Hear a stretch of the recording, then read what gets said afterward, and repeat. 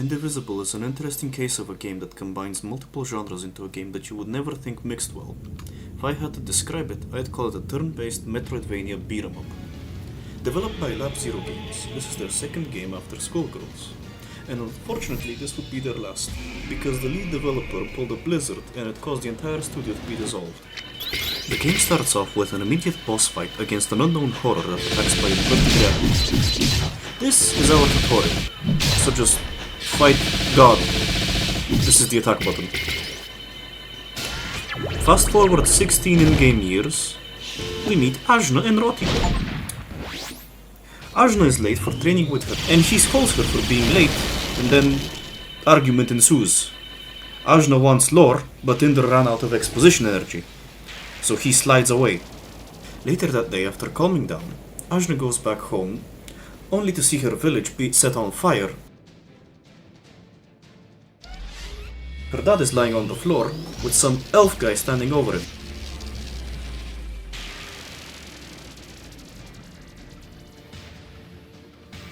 Ajna and this guy collide, and he disappears. Now, he's stuck in her head, quite literally. Seeing that this can't get rid of him, in no way, shape or form, she's just gonna keep him hostage in her head. Definitely nothing questionable about it. Now that What's-His-Face is in our head, Ajna wants answers, and he wants to take her to his leader for interrogation. So we head out, and this guy just starts showing up in combat like we wanted him to. Get a hint. He won't leave, so we're just stuck with him. So we just deal with it, and now Dar can pop out of our head during combat and reduce the local population of sentient balls. Now this is where the gameplay starts to get interesting as we get more characters along the way. Each character has a simple yet unique moveset that can be mixed and matched in different ways depending on your preferred playstyle. You can run a team of full damage if you want, but it's important to have a well-balanced team to cover all your bases. You can have healing, combos, or just hit people with a big rock. Dar doesn't have a low attack, so he can't guard break an enemy on his own. Instead, his low attack gives him a rock, and if he has a rock while using his neutral or high attack, he'll deal bonus damage and spend a rock. Later in the jungle, we find our third character, Rajmi. She's the local witch who isolated herself because she burned down, and she's pissed that Dar's soldiers ruined her hut. Rajmi has a mix of damage and utility. Her low attacks debuff enemies and makes them slower. Her other attacks are ranged, which means she can reach flying enemies and avoid AoE effects. After fighting some more balls, Ajna finds her mother's axe in some ruins, which expands her moveset by letting her latch onto walls, tear down roots, and when she finishes a combo she uses her axe for more damage. After leaving the ruins, we encounter two monks. They help us level up in exchange for ring cells. They're the red gemstones scattered across the world, usually hidden behind mechanics not yet unlocked. You know, Metroidvania things. Since these upgrades give us more attacks per turn, we immediately absorb them because that's a deal. On the way, we find a child staring at grass. This is ginseng, and the amorphous blob that judges you on his head is honey. They want us to help them find 3 resurrection lilies. After helping, he joins the think tank after convincing everyone he's a diamond Soraka. Ginseng can pulverize the enemy with his comically large pestle he carries and charge up his healing. When charged, he can heal the whole group with his up attack, with his high attack. Alternatively, he can dig for and throw random ingredients he finds with his low attack and specials. Moving on to the east, we enter more ruins, but this time creepy. Later we fall in the lair of Pindayar.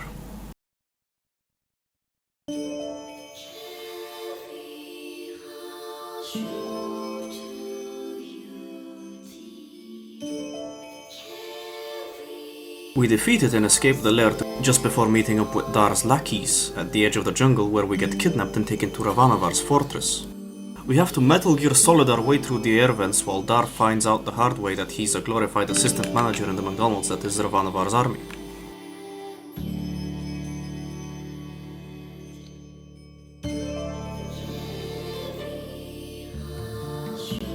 After killing a window, we find out the prison is a flying fortress and climb up from the outside. We meet a prisoner that wants to beat up Ravanavar as much as we do, so we agree to bust him out.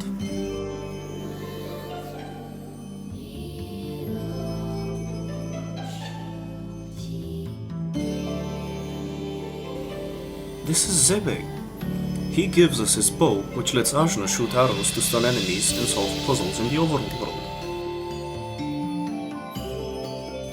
Zebe is great at dealing damage to all enemies, especially large enemies, since each arrow he shoots counts as its own individual hit.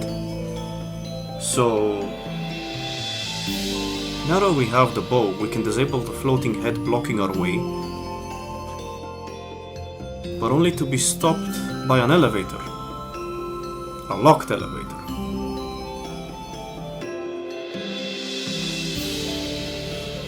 After making our way to the power room, we're stopped by a lion thing. I'm not sure what this is. But it's a real damage sponge and can summon more enemies for backup.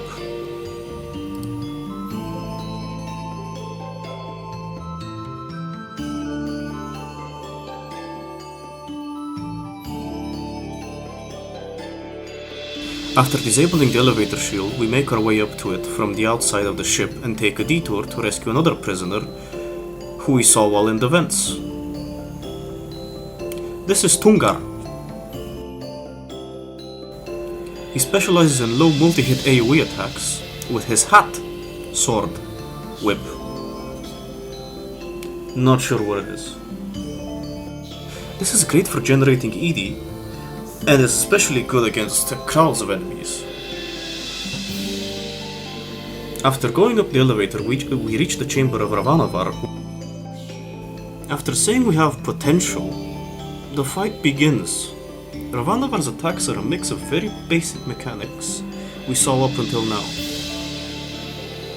Once we get him down to his second phase, he spawns two of those head things and takes a step back to let them handle things while he plays his oversized ukulele.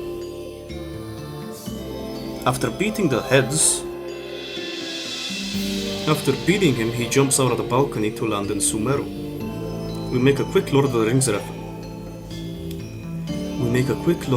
reference before landing at the foot of Mount Sumeru. As it turns out, the bird that saved us is named Altoon and belongs to Kushi. Kushi and Altoon have two different modes of attack and need to set up before attacking and specialize in aerial high attacks. We make our way up the mountain fighting through whatever forces survived the fortress crash and the ghouls that reside in Sumeru. And the toughest enemy of all, platforming in a Metroidvania without all the upgrades and trying to reach places you're not meant to yet. After blundering our way through the traps, we reach Nanutar and find Ravanavar and Dar. Dar begs for an explanation and he obliges. We chop his head off, but nobody in the cast watched that one Megas episode when Ravanavar turns into the Regis Mark V with a lot of heads that need to be broken, like his soul shield from before. After dropping him to half his HP, he screams us away, and we have to chase after him while he spits fire at us, just to make it more annoying. We get him again and he runs his way deeper into the mountain while spitting more fireballs. A lot more. After fighting him for the last time, this time for real, he traps us in a cocoon we have to break out of. And while we do that, we unlock 2 extra 80 bars that further improve each character's specials. Except that he still just slams with a pillar. Fade to black when we start hearing a voice that's not like others. It's ominous. And we get woken up by a lady watering us with her hair. This is Torani. She's the mother figure we never got growing up. Also, she's a healer that can make puddles and heal us and damage enemies when activated. Rajmi gives a better rundown of the events than I ever could. And Zeppy doesn't like us now. Leaving the cave, we find Sandstorm that's too strong to pass through, so Turani shows us how to be a creature. Great. And let go.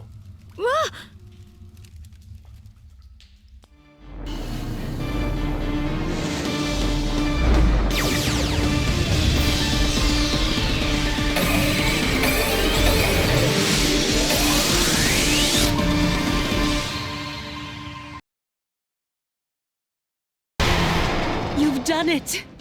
And we can run through the sandstorm. Passing through the sandstorm, we find a passed out person. This is Khedira. She uses a shield, and each attack has follow-ups that can easily guard break enemies. Then regular water. After falling down a hole, Undertale style, we find another and a new enemy type, the Sand Golems. These enemies can grab us, and grabs can only be avoided with a perfectly timed attack. The way out is blocked by a giant sandworm, so we explore the temple and shoot the tail of the worm each time we find it. Enough places, we circle back to the first chamber where we meet some green guy. That's it, he's just some green guy. He's not too difficult to beat, but we need to use the dash in between phases to reach him and start over.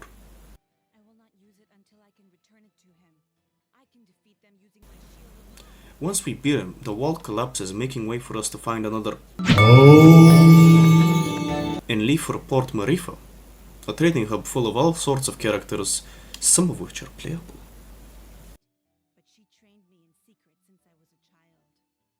After having a heart-to-heart with the crew, Dar decides to turn over a new leaf now that he knows his dad was a lying scumbag. A tyrannical group of shotgun-wielding knights. They're also the people who kidnapped Khedira's brother. Walking to the left a bit more, we find a fortune teller. She's not a playable character, but she'll help us by reminding us where to go if we drop the game for a week or two. We find a wise blue dog that has great tips for anyone questioning their life choices. At the edge of town, we find an next to what is an Iron Kingdom blockade that prevents ships from leaving. We'll have to find a way around it. Luckily, a dockhand who used to be a beekeeper guides us to ask at the local Tower of Wisdom.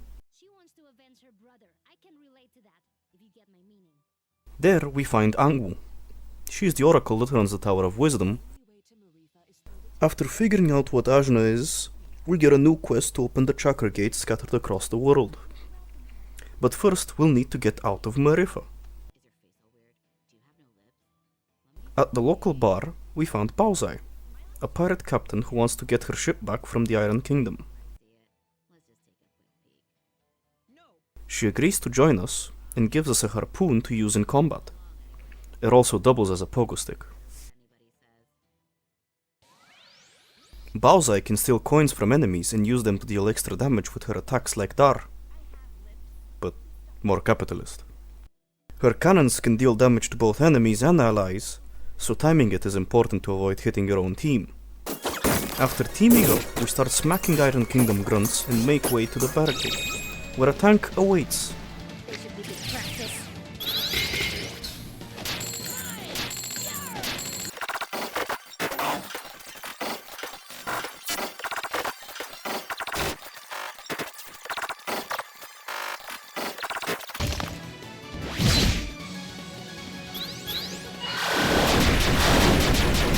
After destroying the barricade and freeing the port, we grab a couple optional quests and an optional character, Phoebe.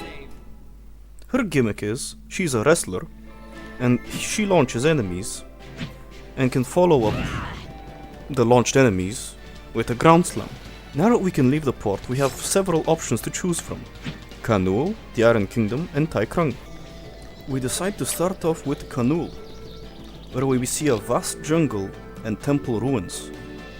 And in said ruins, we meet Nuna. All the people are underground, and everybody's worried, and we don't know what to do, and I'm Nuna! A hyperactive plant girl that can place traps to interrupt enemies during their turns, and she has the neat passive of reviving when she dies. The temple in Kanul has magic water that we can use to jump indefinitely, and as we go down, we hit a dead end. No spikes for me. We're stuck, but thanks to Torani, we unlock a new ability Your bow. Visualize my Idi becoming your arrow. that allows the bow to plants spiked surfaces. So now we can jump on spikes. We end up unable to reach further in the temple, so we have to go back to the ship and change course.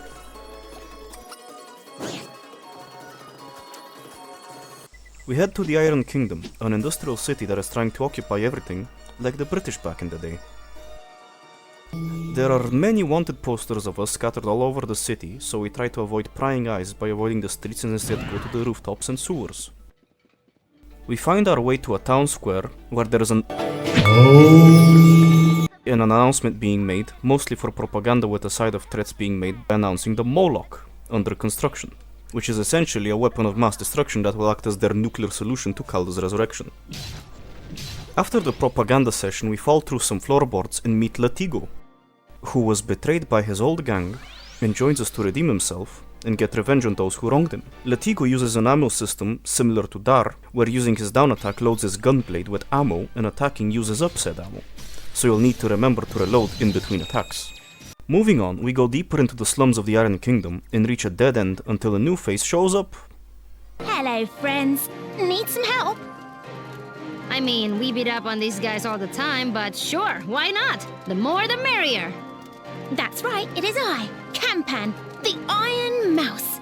Super spy, lovable thief, and master of espionage. Works for me. Kampan, the self-proclaimed Iron Mouse of the Iron Kingdom.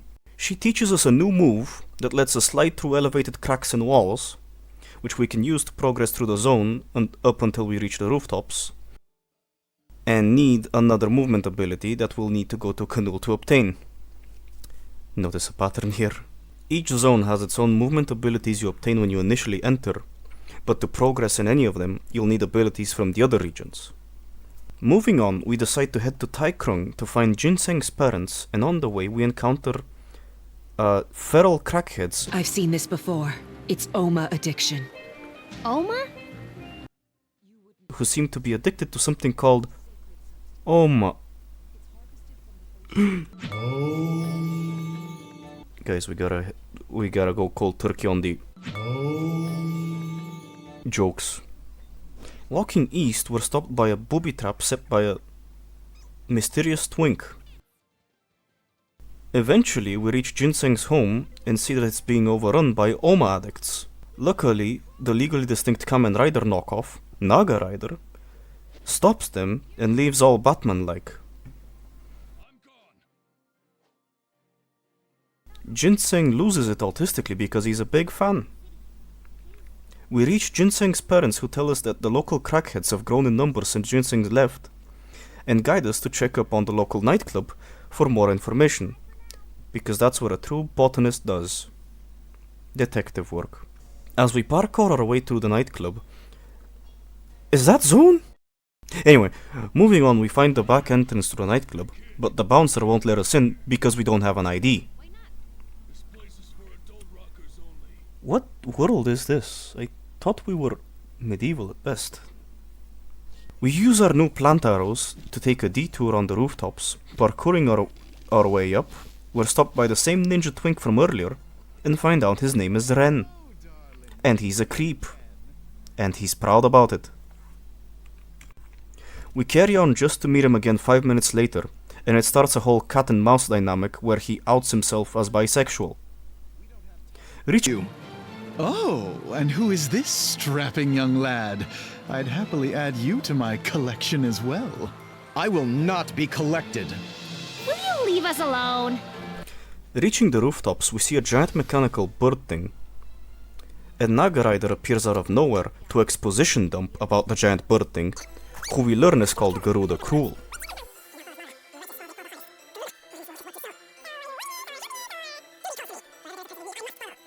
While on the rooftop, Garuda will try to slam into us randomly until we reach the roof of the nightclub, where Garuda steals Torani and shatters the glass ceiling as we fall in. Mission kinda complete, but we lost Torani, so it's a loss. Exploring the nightclub, we see a statue that looks like Torani, and a portrait that looks like Torani, and an injured— oh, it's him again. Don't act so shocked. Your aura called me. Get over yourself. We fight off the sneaky bisexual, but unfortunately I think he's into it.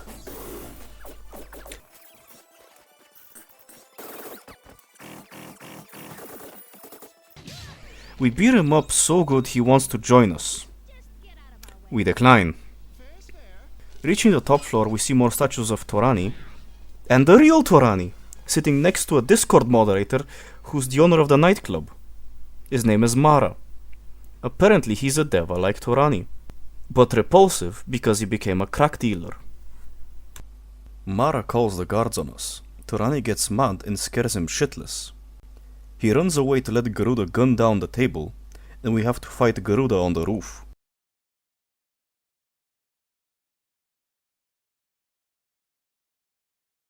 Naga Rider shows up to pose on Garuda while we find Mara's meth lab. I'll take care of this. You go after Mara. Alright, you two deserve each other. Where he tries to bluff and buy us with crack, but we just ignore him and go to the chakra gate. Let me offer you some Oma. It's delightful, really. You simply must try it. I don't care about any of that stuff. I'm here for the gate. After linking up the chakra gate, Mara tries to stop us desperately, but Torani slaps him with water, and the shock from almost taking a shower paralyzes him. How could I possibly believe you now? But in light of our former friendship, I will try to purify you. It is a shame to see what you've become.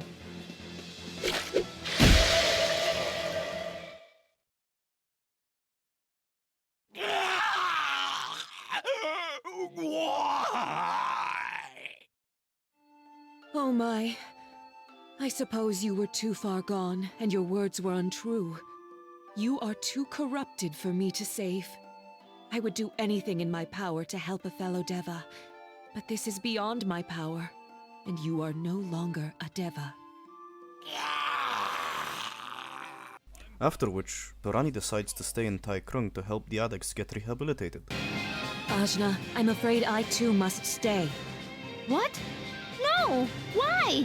I realized something as I saw Mara wither away. I need to help these people. I can remove their impurities.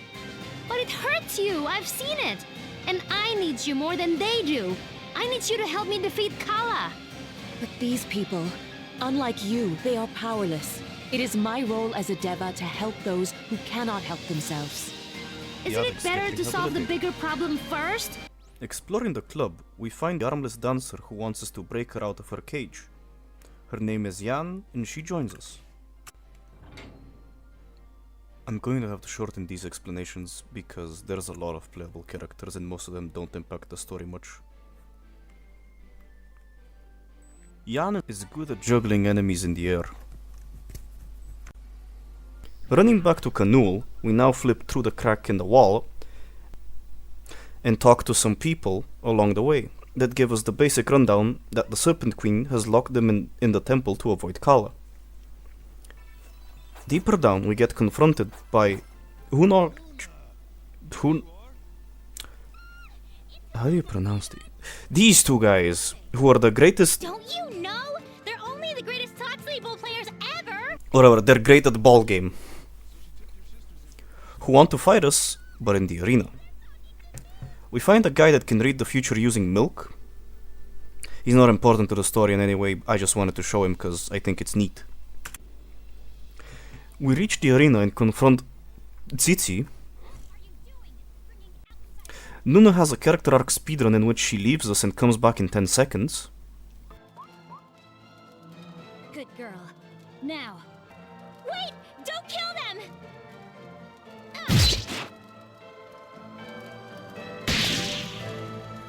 Oh, Una! Come on, you know these vines can't stop us. Yeah, you can't stop us, dude. Sorry, everyone. I'll help fight too. We fight who knows the guys who have a particular fighting style in which one of them turns into a ball and the other kicks them at us. Okay. After beating them, Nuna teaches us a new ability, turning enemies into wood with a bow. We have to find and disable 4 totems in order to reach the Serpent Queen and the chakra gate she guards.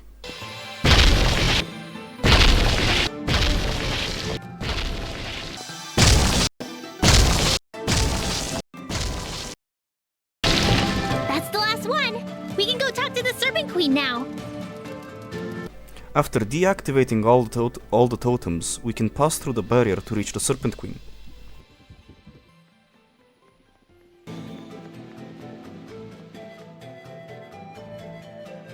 My queen, some outsiders are coming. I couldn't stop them. I didn't think they could deactivate the totems, but now they're here!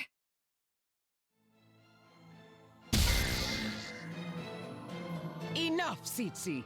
You've broken my concentration. I have to begin anew. I'm so sorry, my queen. Serpent Queen!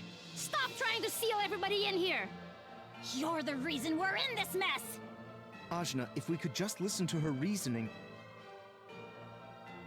Young one, we prepared this defense for 16 years. We felt the force as you exploded from Mount Sumeru.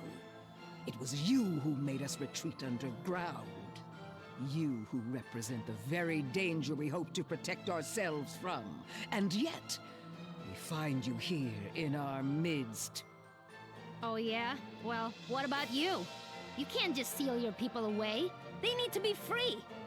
Freedom? Is that what you offer? If freedom means death, my people choose isolation. Ajna, I really think we should listen to her. But she's the one... No more talk! You must be stopped, here and now! You wanna fight? Fine by me.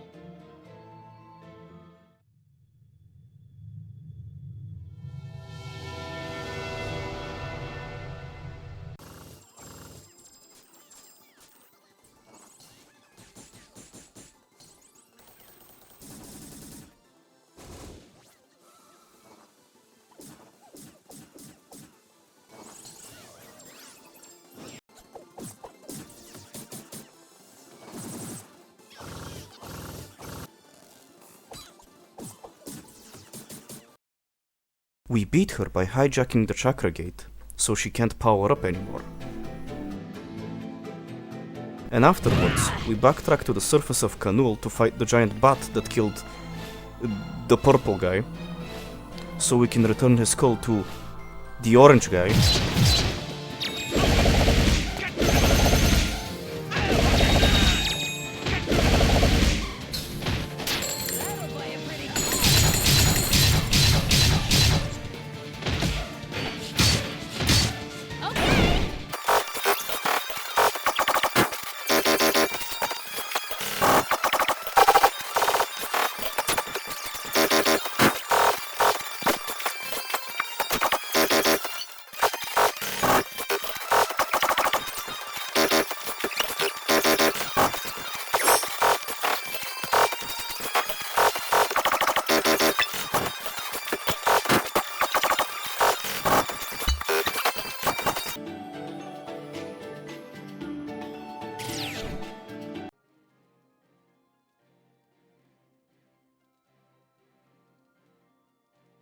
And they join us.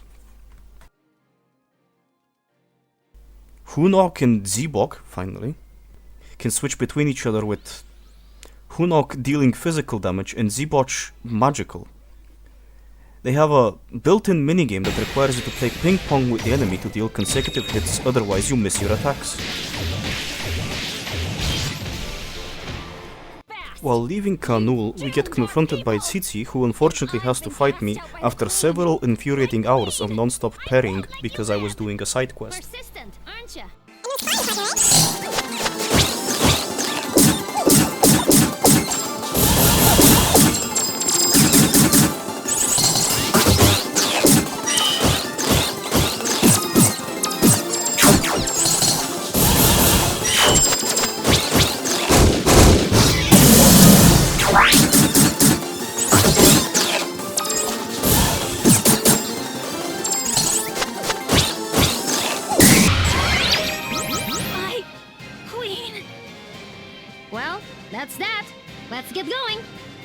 Moving on, we head to the Iron Kingdom rooftops, where we can now use the plant arrows to turn these balloon saws into platforms that we can grab onto.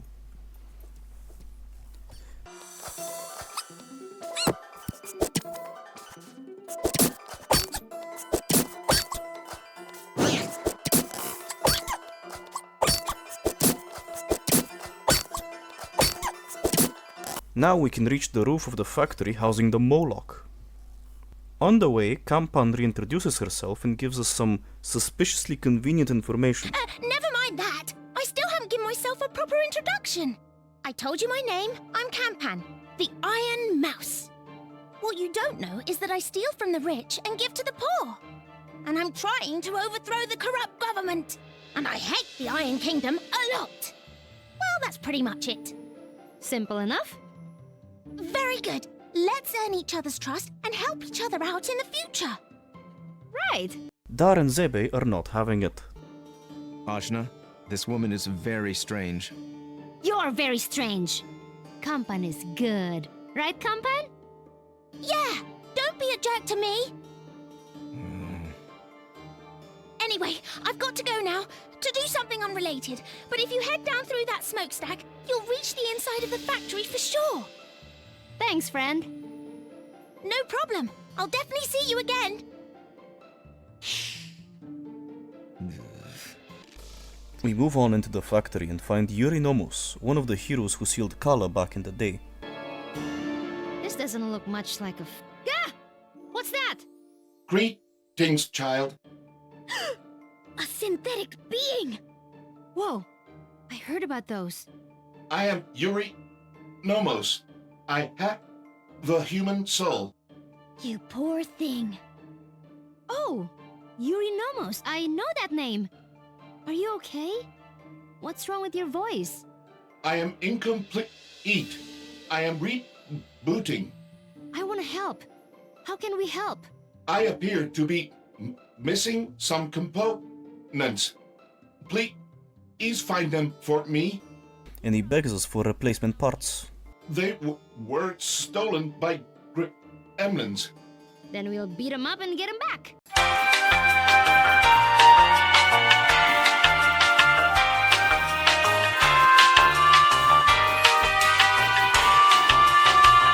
After gathering the parts, we run back to Eurinomus, where he drops some Ajna lore You must be the baby we picked up as we descended Sumeru.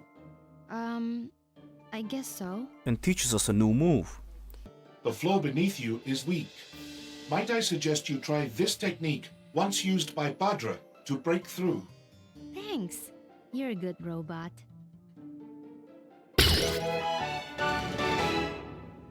World Splitter, or the common Metroidvania Ground Slam. We go exploring the factory, noting down the various OSHA violations.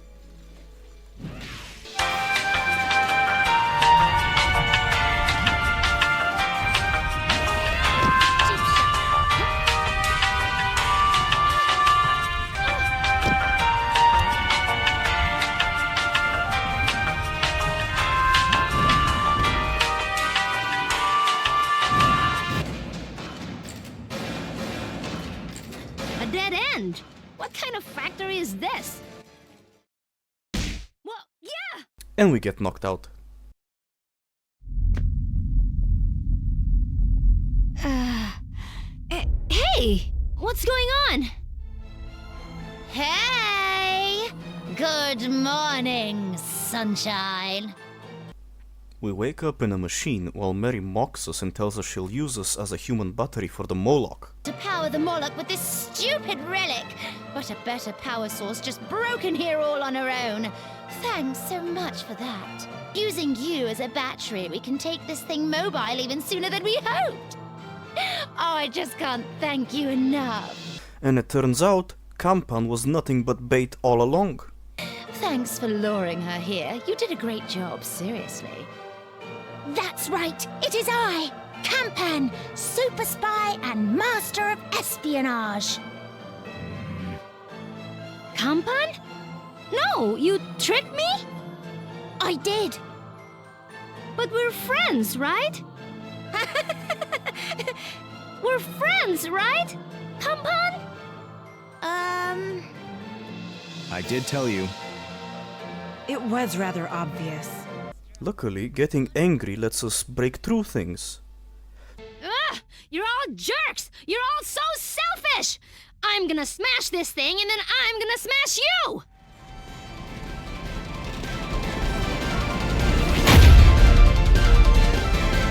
So we break through the power cell and climb up to reach the Moloch, where we fight the thing.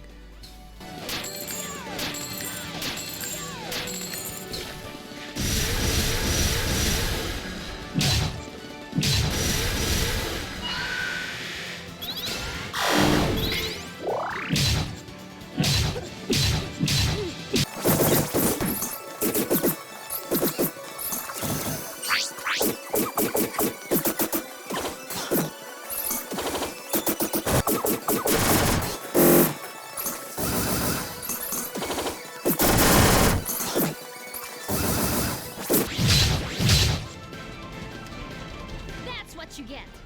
You're next, Kampan. There's no time for that. The slime!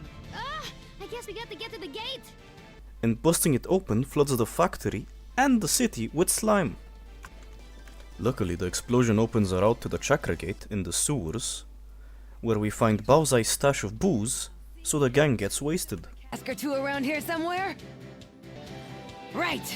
So who else is having a drink? Well, if you insist. If a protector does it, so must I. None for you, child. Aww. I'll do it if Ashna does it. Was that... I said I'd like to try it. Please. Are you even old enough? I'm 20. That's of age in the Navarre state. I've just never had occasion to try it before. Well, no time like the present. Time to graduate to the big leagues, boy. Bottoms up!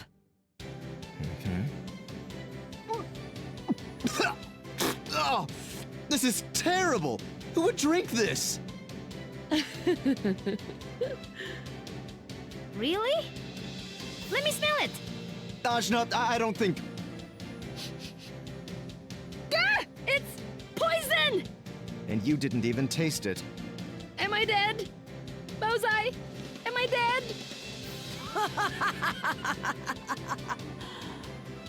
Well, I quite liked it, Bao. One hangover later, we leave the Iron Kingdom and pick up a new character on the way, Leilani. She has a chainsaw sword, that's good for stocking up hits, and she can rev it up. But don't do it for too much because she gets dizzy after a while.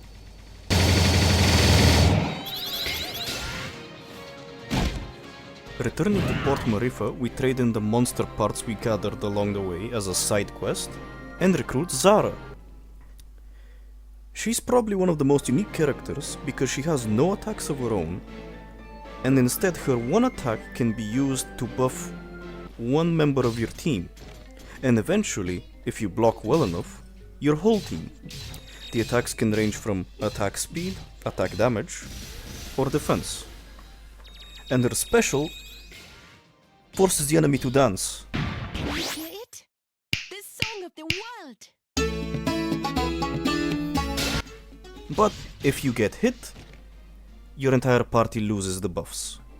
Moving on, we talk to Angwu and we link the chakra gates and head to Lan. We end up scaring one of the monks. Hello. Where did you come from? Spoilers ahead.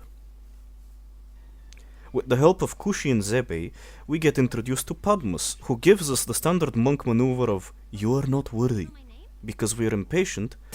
Patience, child. I must request an audience with the protectors, if you are to climb Sumeru.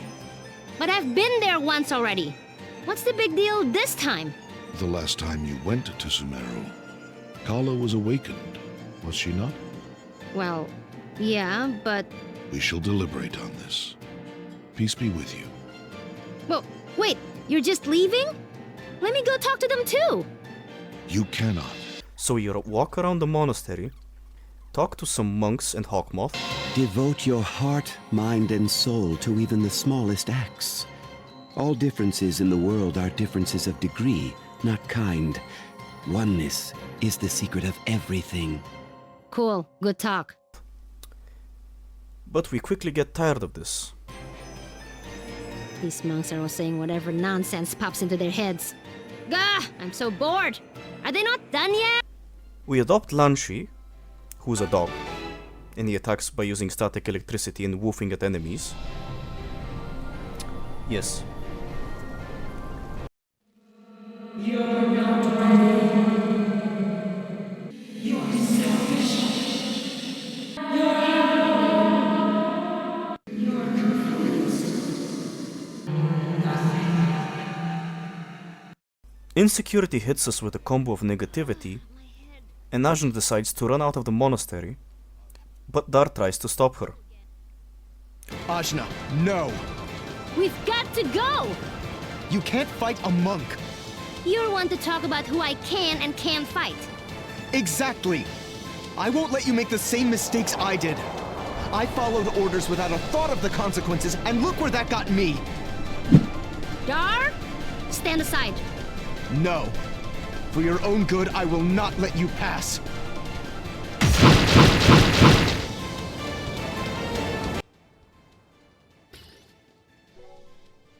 He makes a wall of rocks to prevent us from passing, which forces us to unlock the obligatory Metroidvania dash. One last lecture from Padmus and we head off to Sumeru, climbing from the outside this time. As you are now, you are guaranteed to fail. Don't talk to me like I'm a child. I've come this far without you people. You have come far with the help of many others, but you are still not ready. Nearing the top, we get grabbed by Kala and forced to unlock some more ED meters to escape her clutch. I'm not like you!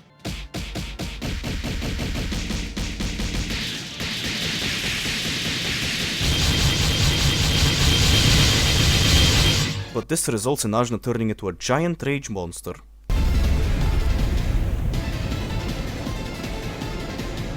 Ajna! No!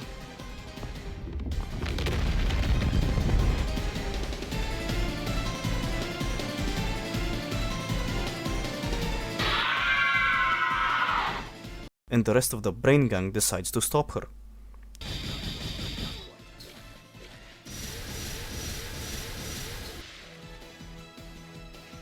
Oh no! Something's coming!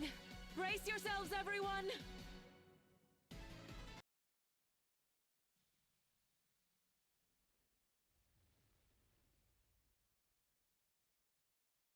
The fight causes collateral damage all around Sumeru and destroys the monastery. Dar sacrifices himself. You have to stop!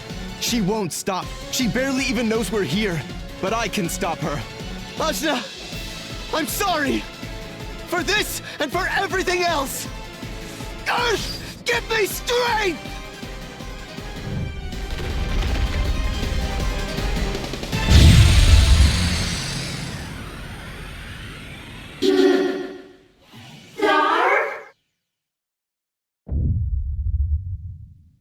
Ajna wakes up in her mind, but it's been overrun by darkness and doubt. You It's your fault. Where am I? What happened? Am I dead? And Dar? Did I kill him? A slideshow of our deeds and their consequences appears in front of us.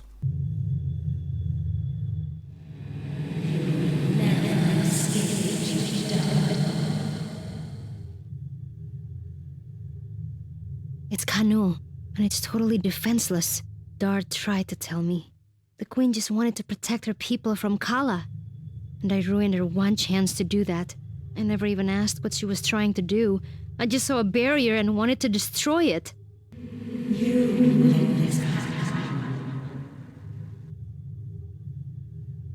In the Iron Kingdom, Mary was wrong. I still believe that. She was exploiting her people. But I left them even worse off. Now the city is covered with slime. I didn't even think about what would happen after.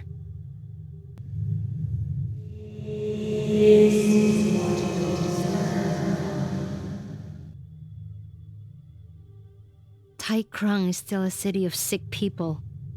Torani couldn't have saved them all, but I could have helped her. I just wanted her with me. I was so selfish. Ajna confronts her in a rage. What is that? Is that Kala? Is that... me?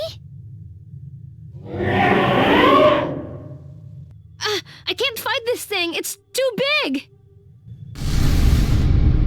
This isn't me! It can't be!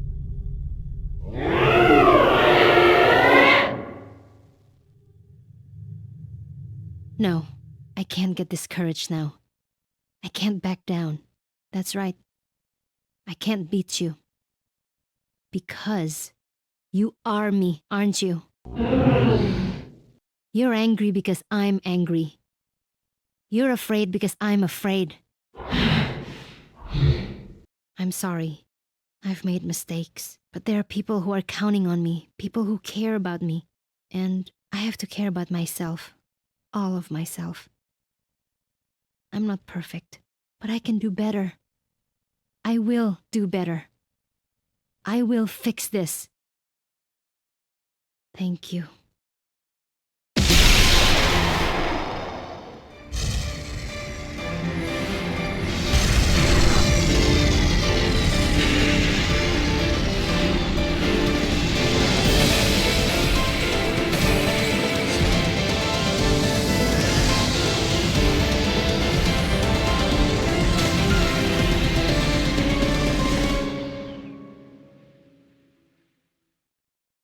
She wakes up in what's left of Ashwat thanks to the resurrection lilies Jingsen had prepared. I had to make sure you were all right. I used those resurrection lilies we collected before. I was watching you sleep. You sleep with your mouth open. Guess how many bugs I put in there. Razmi! Leaving the village, it turns out there was a chakra gate near Ashwat all along. The whole time? I could have just come here whenever?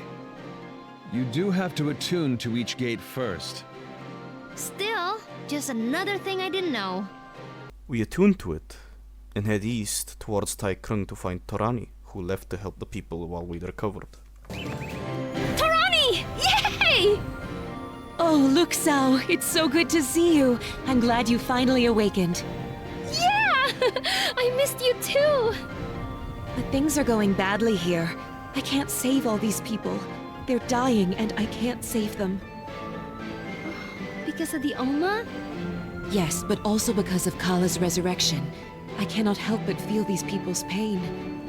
And there is so much pain. Even those who do not directly suffer are in mental anguish over Kala's resurrection. I was helping where I could, purifying people as they came to me and cleansing them of their Oma illnesses. But the city is in such a terrible state under the rule of Garuda Cruel that many fell to his influence, and Kala's.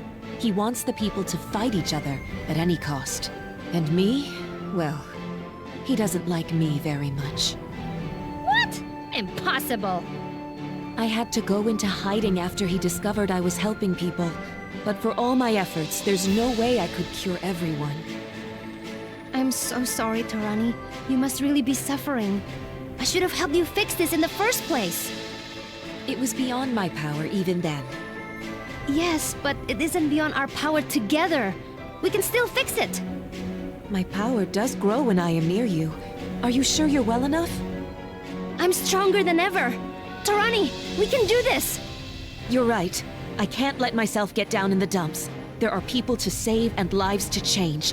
And we must start by defeating Garuda Cruel. Yeah, Naga Rider says he's on top of Mara's tower. Oh, it is good to see you, Luxao. That precious little face of yours. Stop it, Torani. It's embarrassing. Too much touching. My little precious baby bird. It's good to have you back. Ugh.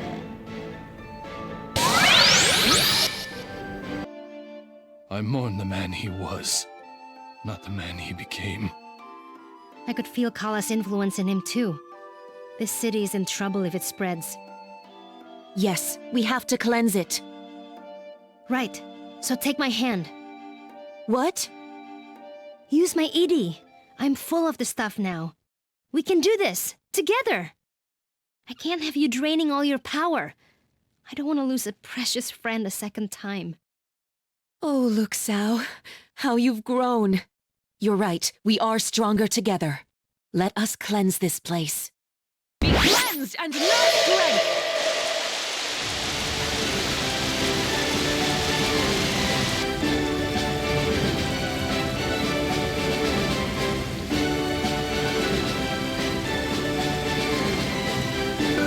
Tai Krung has been purified. The Oma addictions are under control, and the people are returning to some semblance of normalcy. I couldn't have done it without you, Ajna. We now have to gather up the party members that left while we were unconscious. A lot of what's left is side content that just fleshes out some of the characters a bit, some going to lightning round them and then continue to the main plot. Torani finds a ball that's the reincarnation of Mara and it helps people recover from Oma addiction. Naga Rider beats Garuda and makes Ginseng an honorary rider. I see we have a rider in training among us. Tungar finds and fights an amalgamation of his fallen comrades as weapons. Ren joins us and overthrows his ninja clan. Ginseng finds out his dad is sick and finds the cure for it. Baozai gets revenge on her previous crew. Latigo finds and kills Vasco, finally able to use his sixth bullet. Zara plays for the people of Ashwat to raise morale. Kushi and Zebe help fix the bell at the monastery. What's his name and what's his face become ball game champions after beating the Lords of the Underground, and Nuna becomes an honorary member. We're on fire! Lanshi gets reunited with his daughter. Turns out he's been reincarnated as a dog and he used to be an Oni. Nuna finds a spot to make a veggie farm for Haven. Kampan feels guilty about betraying us and joins us to redeem herself, so we find a stash of gold that she shares with the people of the Iron Kingdom. Kadira reunites with her brother who didn't actually die but started a new life in the Iron Kingdom. Yan performs one last dance and finds her father in the crowd. Rajmi releases Bomb's soul to defeat a demon that's trying to take over. And Leilani makes soup. Back to the main plot. The Iron Kingdom is flooded with slime, so we try to fix the problem at the source, and it turns out Mary was turned into a giant slime creature. But we manage to save her and she redeems herself. What happened to me? There's so much slime. Oh, crap. I really messed up. Okay. What should I do? I'll listen to the people. I'll only turn to technology when it solves a problem they want to solve. That sounds like a good start. And I'll start by cleaning up all the slime. By myself if I have to. Now that Torani is back, we leave Bol Mara in Tai Krung to clean the streets by eating the garbage. In Kanul, we reunite Nuna and hear about some creature that's terrorizing Haven called the Obsidian Wind. We climb up to where the Serpent Queen is blocking the surface, and after explaining the situation, she lets us pass, and it turns out the Obsidian Wind is Tsitsi, who got corrupted by Kala after failing to capture us previously. After unlocking the new teleporting arrow, we use it to beat Tsitsi and give her a well-needed therapy session. I forgive you, Tsitsi. I was wrong too. By shutting everyone off, I fulfilled my own prophecy, but thanks to Nuna and the others, no real harm has been done. Welcome home. My queen, I already know. My queen! And we move on to fight God again. Running back to Sumeru, we find Dar's sword along the way, and have a moment to honor his memory.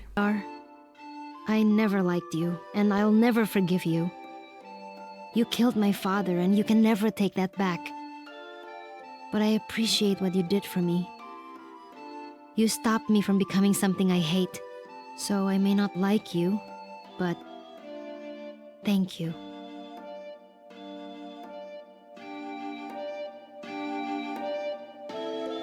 Moving through a platforming gauntlet to the summit, we find all kinds of creatures like malleable flesh orbs, skeletal horsewomen, and a lot of heads.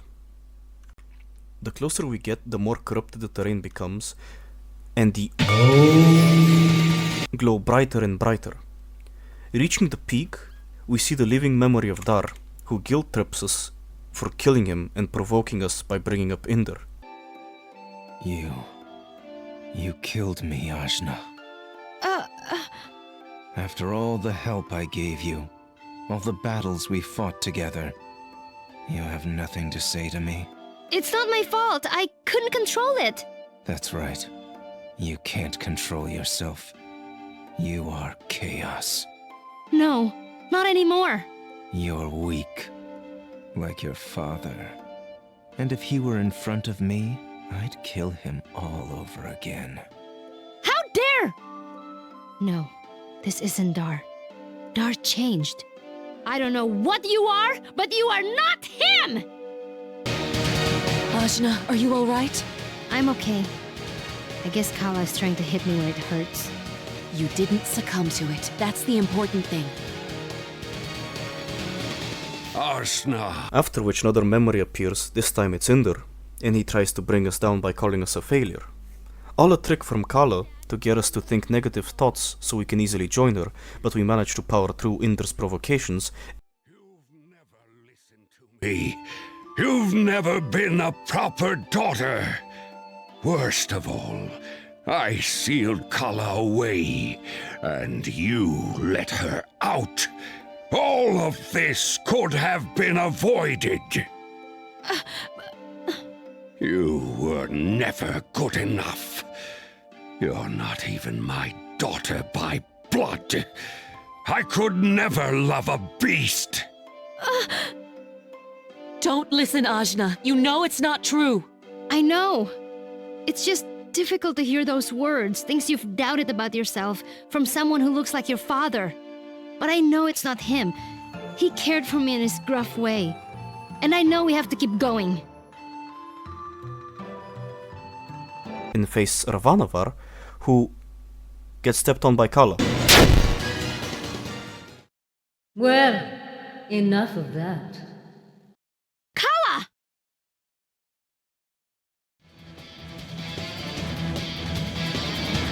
Still holding on to the past, my lost little eye? No, ma'am. I'm pleased you managed to make your way here. Kala, you're next! We'll see, won't we?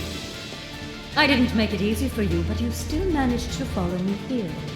Your power has grown. It's sure to augment mine when I absorb you. I can hardly wait.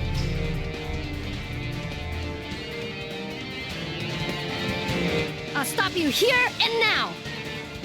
I don't think so. I have barely begun to show you the extent of my power. Follow me and find out. That is, if you can. Kala mocks us and challenges us to reach the top in the heavens, while all the doubt and insecurities in us fade away. You have no power over me! True, I was a part of you once, but now I am Ajna! I am myself!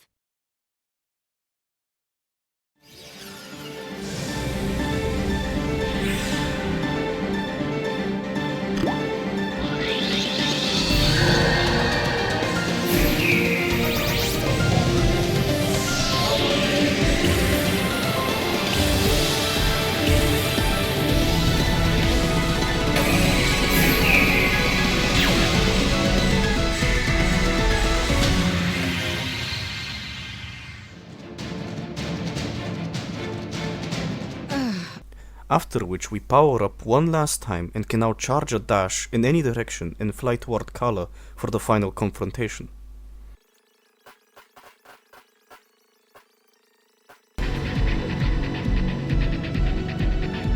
Kala!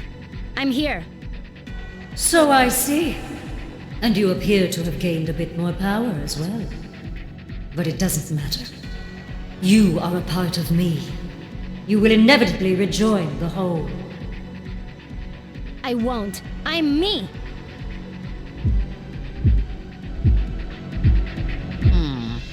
What's this thing? Don't touch it. It's part of Kala. But don't you want to see what it does?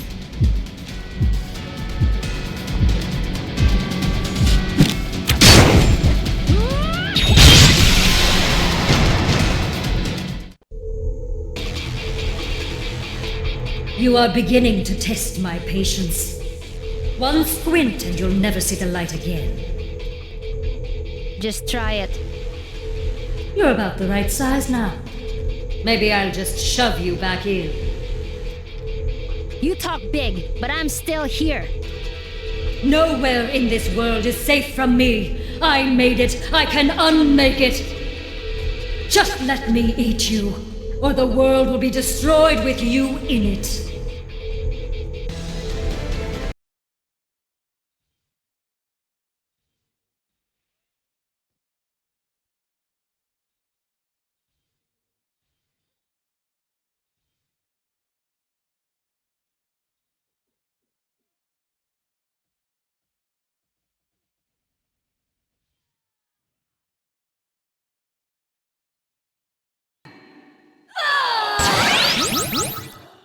Is that it?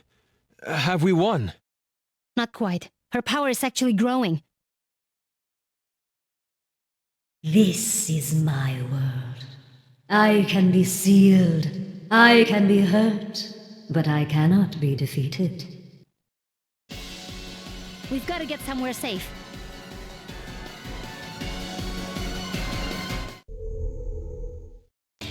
Nowhere in this world is safe from me. I made it. I can unmake it.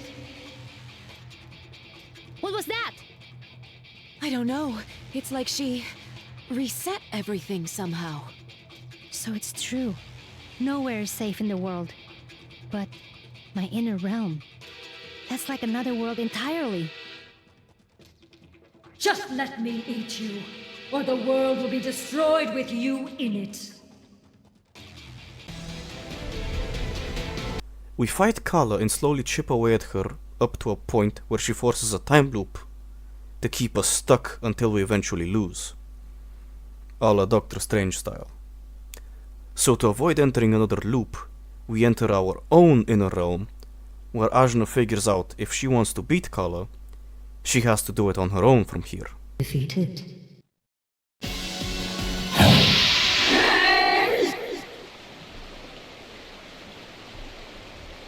She's telling the truth.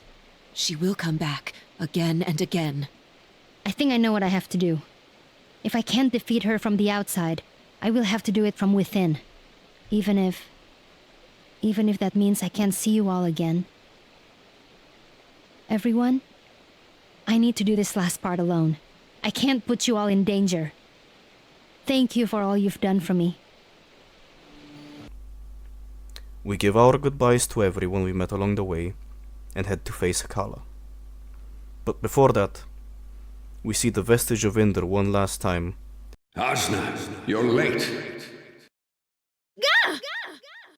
Dad? Ajna.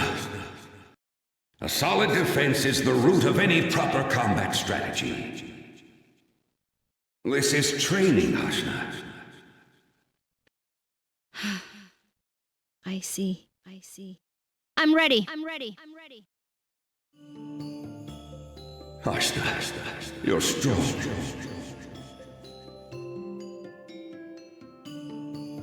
You're the best student I could have asked for, and the best daughter. I know I've been hard on you. I know I haven't been the kindest father. I want to tell you everything. I know I should have from the start.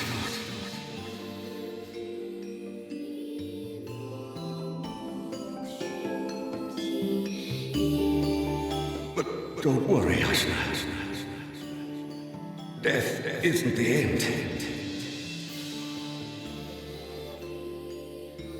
Thanks, Dad.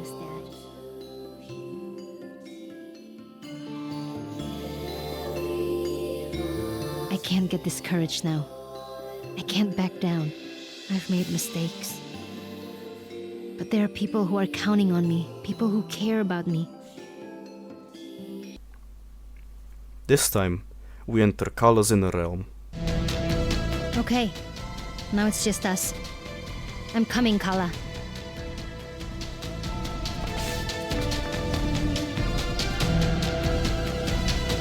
What? What are you doing? I'm gonna merge with you after all. So, you finally understand. No, it's you who doesn't understand. I'm doing this to destroy you. My power will defeat you from within. Why must you interfere? This world is my greatest failure! If so, it is a beautiful failure, and I will not let you destroy it. How dare you! How dare you!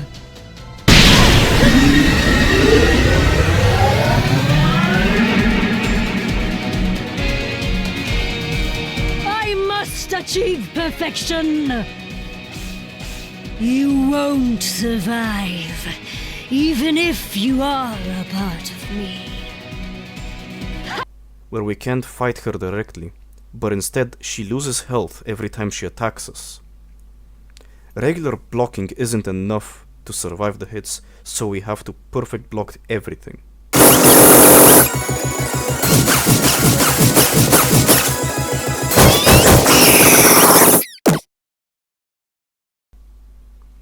Eventually, Kala tires herself out and we find out the voice inside Ajna was indeed Kala, but it wasn't her trying to manipulate her, it was her very own self-doubt.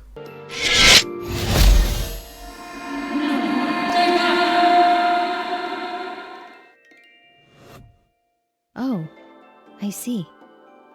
That voice in my head, somehow, I knew it was you. I thought you were trying to make me doubt myself.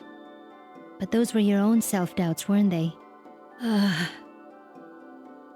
You were angry with yourself for restarting the world so many times and failing to create it as you envisioned. My doubts are not yours to see. But they are, because they are mine too. So you see why the world must be perfect. Ajna convinces Kala that the world is fine as it is and it doesn't need to be perfect. And aren't flawed beings more interesting? Look at all the people who helped me get here. The people who surprised you again and again. Isn't that beyond perfection? But I've failed them. I've failed myself. I've failed this world. Look at all the pain and suffering the people go through. But they get through it together. They work hard and push through adversity to create something wonderful in the end. Sometimes adversity is what helps them make something beautiful. Maybe in the odd case. But I've made them suffer so. And they will keep on suffering until I end it. A new world is the only way. How many times have you reset the cycle? I've lost count. And has it ever been close to perfect? I suppose it hasn't. Maybe. Maybe we write this one out and see where it goes. You can't change your mistakes, but you can learn from them. I suppose true enlightenment can't be achieved from changing what's external to you. It must come from within. I know you've been going through this alone. That's why you've been so angry. I know because I can feel it too. But you're not alone now, Kala. I'm here. The small piece of you that was forgotten, but has come back to remind you in your darkest hour. You're not alone. Even by yourself, you're not alone. I'm here. I'm part of you. So... I will merge with you. On one condition. We reincarnate together and see what this world holds. Not by making it perfect from the outside, but by doing our best from within. But you speak so passionately of your friends. What of them? I'm not sad to leave the life I've led. It was wonderful, and I couldn't have asked for more. The next will be even better. I'm sure of it. I want to see what happens to this world I love, and the people I love. Don't you? Oh. I do. Thank you, Ajna.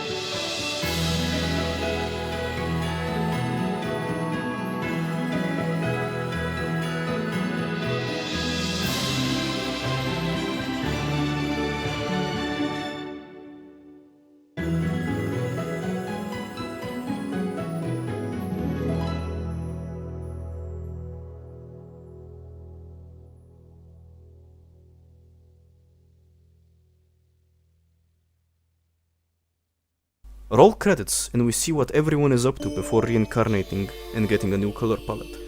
The game is an interesting take on turn-based combat. Unlike most turn-based RPGs, you don't have items or skills to learn or respec into. Instead, you have 40 characters mix and match according to your playstyle.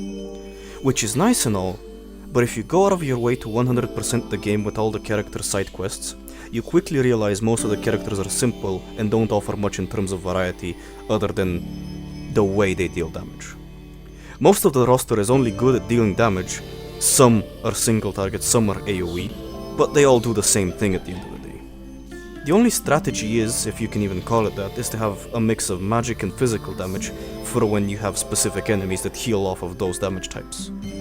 The game unfortunately suffers from character bloat in the sense that you don't need most of the characters to progress, and they don't contribute much to the main plot other than a couple of characters like Rajmi, Torani, and Ren, because he's the one that gives Ajna his sickle as a final upgrade to her attack string. Which is nice and all, but I think it would have been more fitting if Ajna instead took Dar's sword to use as a way to keep him around in spirit.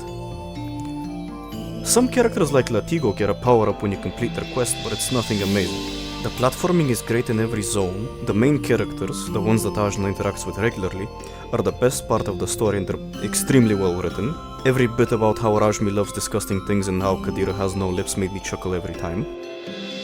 Minor nitpick though, Ajna blindly following a random tip that might end up getting them killed, like with Kampan in the Iron Kingdom, feels like an attempt to make a joke, but it doesn't land because Ajna has the mental capacity to know when someone's lying, and if she can't tell, Torani's whole shtick is that she can read people. It doesn't make sense that we can't tell that she is obviously lying.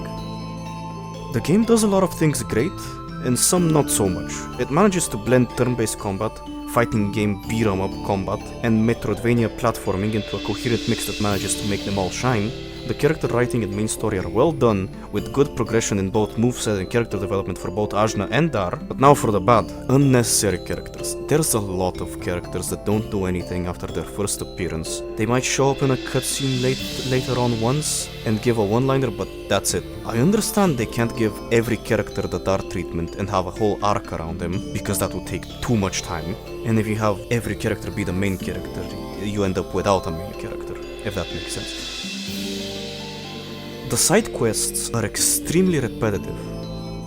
Yes, they aren't necessary for the main plot, but if you're interested in completing the game 100%, prepare for a lot of backtracking between the major regions. I went in 100% of the game myself, and to save time I had to go through every corner of each zone to make sure I didn't miss a single NPC interaction, only to end up having to backtrack anyway, because even if you optimize things, the side quests are meant to drag you along from one place to another, just so you go back to the first place. It's a lot like how World of Warcraft quests have you go to a cave to kill 4 kobolds, then go back to the quest giver so that he tells you to get 4 pickaxes. And if you played World of Warcraft, you know damn well that you could have just done that the first time you were there. This is mildly annoying in World of Warcraft, but insufferable when you have to go through Canul's platforming for the 5th time, and the fast travel options aren't great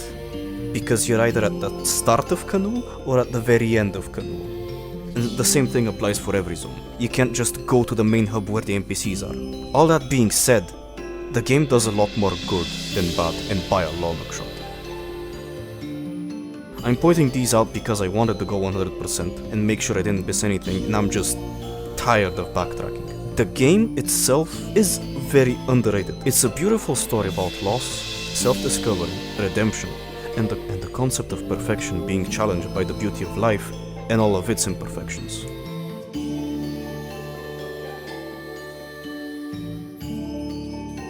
I hope you all enjoyed this. Have a good night.